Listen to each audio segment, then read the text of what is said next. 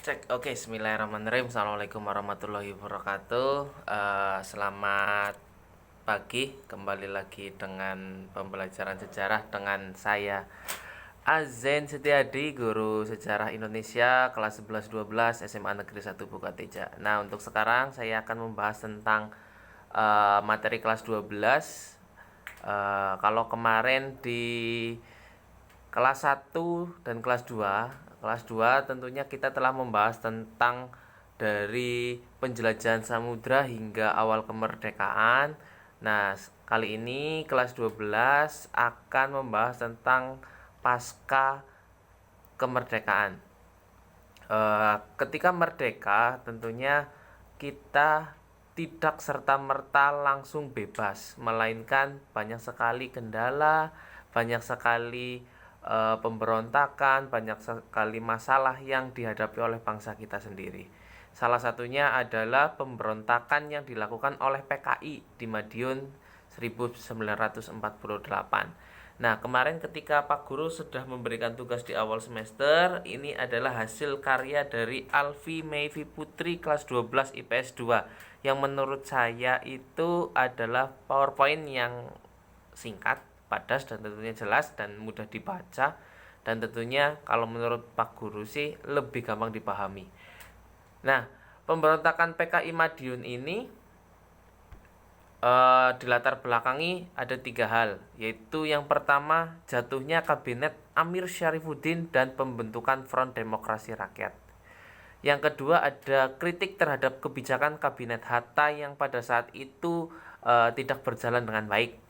Terus ada kedatangan musuh dari Uni Soviet yang mengawali adanya PKI yang dirasa menjadi sebuah partai komunis yang sangat kejam pada saat itu. 3 latar belakang ini, salah satunya kejatuhan Amir Syarifuddin diakibatkan pendatanganan persetujuan Renville yang dianggap terlalu menguntungkan Belanda, yaitu salah satunya yang berisikan wilayah kekuasaan Indonesia menjadi lebih sempit ketimbang awal kemerdekaan. Yang kedua ada pengosongan terhadap kantong gerilya yang melemahkan semangat perjuangan Indonesia.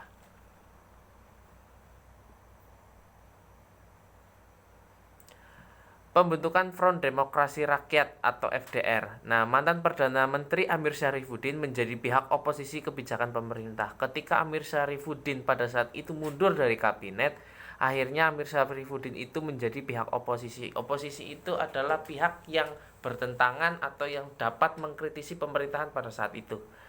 Pembentukan Front Demokrasi Rakyat atau FDR pada tanggal 28 Juni 1948 untuk memperkuat sikap oposisi Amir Syarifuddin atau FDR berhaluan sosialis atau komunis. Nah, FDR ini didukung oleh organisasi komunis seperti Partai Sosialis, Pemuda Sosialis Indonesia, PKI, dan Sentral Organisasi Buruh Seluruh Indonesia atau SDBSI. Nah, tujuan FDR ini adalah menuntut pembubaran Kabinet Hatta, kemudian melakukan tindakan pemogokan umum. Jadi adanya ketidakpuasan oposisi ini terhadap pemerintahan pada saat itu.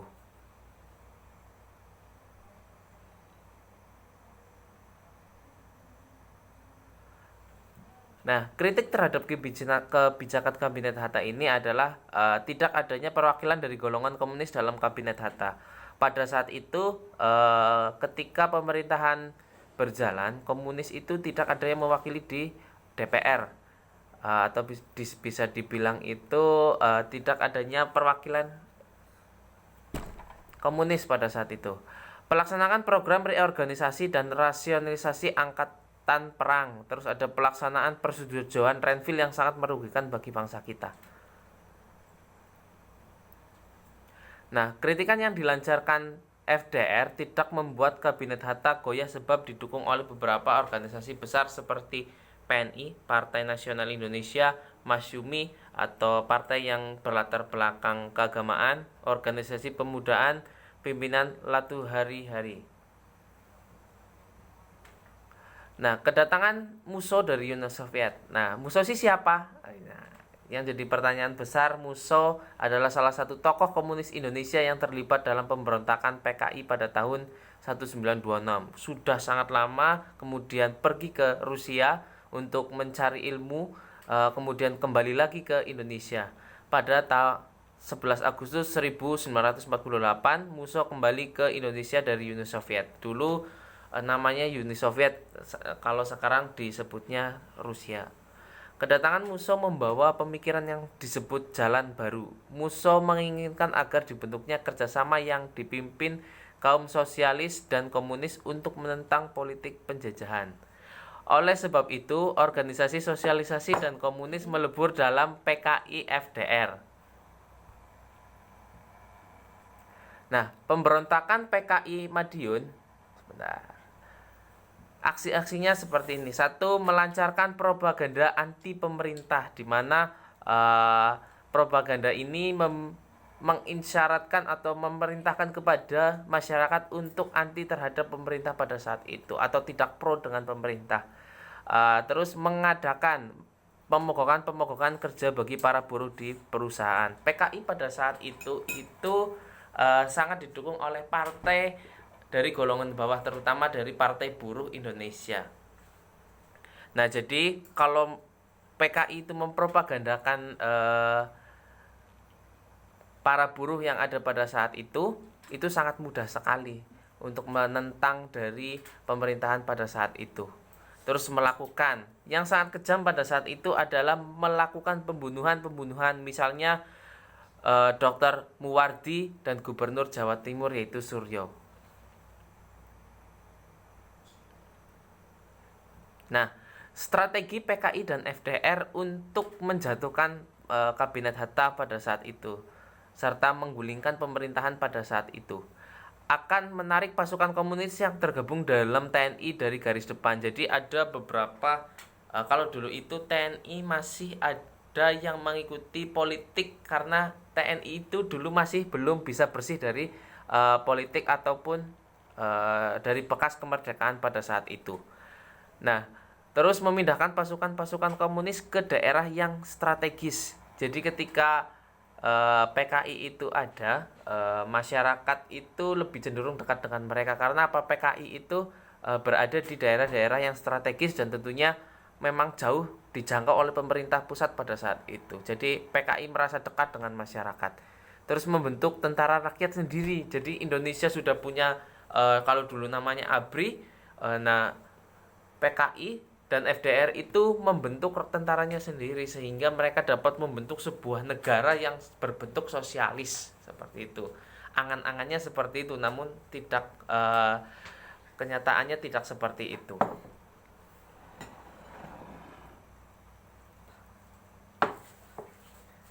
Aksi pemberontakan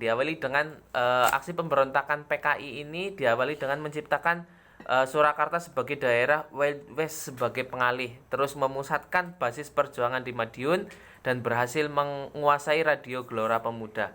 Pada tanggal 18 September 1948 di Madiun, Musso mengumumkan berdirinya Republik Soviet Indonesia atau sebuah negara yang berdiri untuk melawan pemerintahan NKRI pada saat itu. Akhir pemberontakan PKI. Akhir pemberontakan PKI pada 1948 ini yaitu dengan Kolonel Gatot Subroto berhasil mengamankan Surakarta dan sekitarnya karena pada saat itu basisnya memang di daerah Surakarta. Terus penyerangan Madiun dipimpin oleh Kolonel Sadikin dan Kolonel Sungkono. Selain unsur TNI, unsur Polri pun ikut terlibat dalam upaya penumpasan PKI Madiun. Nah, pada tanggal 30 September 1948 Madiun berhasil direbut kembali oleh TNI. Dalam pelariannya Musso tertembak di Ponorogo dan Amir Syarifuddin tertangkap di Purwodadi. Nah, tokoh-tokoh PKI pada saat itu memang sudah ditangkap sehingga pada saat itu pemberontakan PKI dapat terselesaikan dengan baik.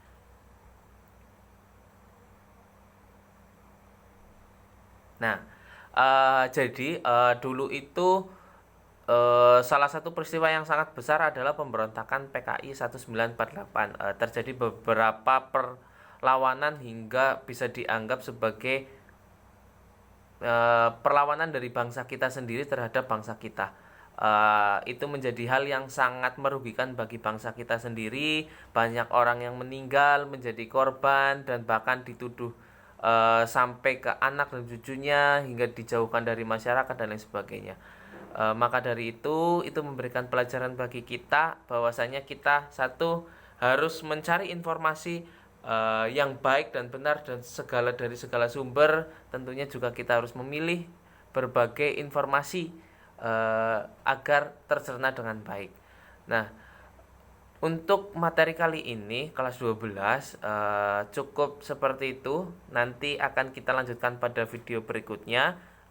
Terima kasih dan tentunya tetap sehat, jangan lupa jaga kesehatan, pakai masker, tetap berada di rumah. Terima kasih. Bila taufiq wal hidayah. Wassalamualaikum warahmatullahi wabarakatuh.